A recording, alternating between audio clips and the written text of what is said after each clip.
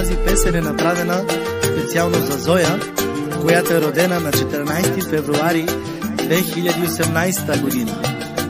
Това е музикален подарък от нейните скъпи родители, които казват, че много я обичат и пожелават цялото щастие на света само за Зоя.